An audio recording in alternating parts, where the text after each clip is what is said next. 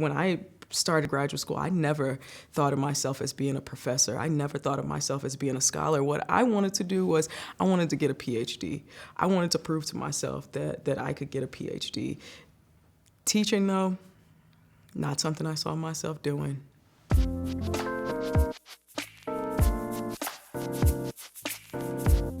My name is J Finley, and I'm an assistant professor of American Studies at Middlebury College. My mom always used to have the Clan of the Cave Bear type books around, and I would love to read those books, but she also had a lot of nonfiction by Black women authors like Toni Morrison, Alice Walker, Gloria, Naylor. I think she had Mama Day around the house in The Color Purple, and so I also would read those before I was old enough to really even understand what was going on in those books. I had this job. I was a telemarketer at an appliance repair place. And a woman, I don't know, maybe she saw something in my personality. She was like, I have a cousin or something who went to Hampshire College. She was, you should check that out. And so I checked it out, and I looked, and there were like no grades and no tests. And I said, count me in. I would say that going to Hampshire College is one of the most influential events, I guess, of my life that has influenced the way that I teach, the way that I approach the classroom, the way that I think about the world around me. I went to UC Berkeley to do a PhD in African diaspora studies. For this PhD program, you had to learn the language of the African diaspora. So I decided I wanted to learn Zulu since I was working on South Africa. And so I go there, and I actually saw like abject poverty in a way that I had never seen it before.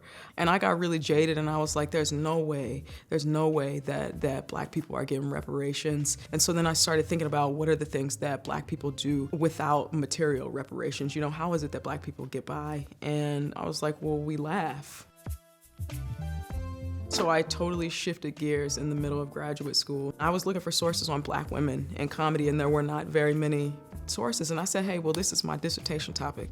And as I'm in the course of working through, Black women's history and stand-up comedy and Black women's humor, I said, well, I'm doing ethnography. So I said, well, I should try it. And there's a comedy college in San Francisco, and I got my department to pay for me to go to San Francisco Comedy College. And so really, the value in that was learning how to write a joke. Like, you can't learn funny, but you can learn how to write a joke. And so I know how to write a joke, and that's something that I can teach is how to write a joke. After I got my PhD, I didn't necessarily get a job, but I did get a one-year lectureship in the Department of African American Studies at UC Berkeley. It was like sort of throw you right in the fire. It was exhausting. It was exhausting, but it was exhilarating, and I wanted to do it. At that point, after I got my PhD and I was teaching in the department, I knew this is something that I could do. Teaching is something that I could do.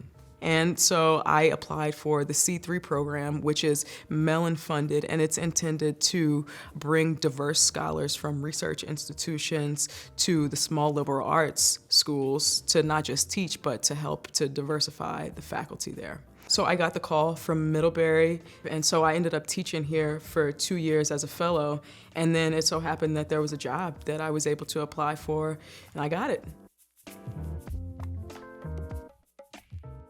I teach a course on Black comedy, and every single time students will learn how to write jokes, and they'll go up and they'll tell jokes. But when students get that opportunity to express themselves like that and have themselves and their ideas accepted by the audience, I mean, they then understand the comedy that they've been studying in a totally different way. And I could tell in the papers that they write, but I see it when students get laughs. I know how it feels. Because, to be honest, like when you're up there doing your stand-up comedy, the good stand-up comics, like it's a person who's being themselves. My department, that's one thing, they really let me be myself. The kind and amount of support that I get here for the work that I do when it comes to African American culture and history and Black women and feminism and popular culture, that's not just what I study, that's me.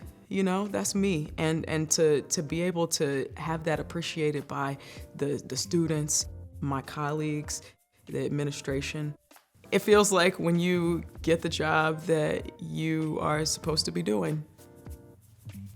that you didn't even know that you wanted.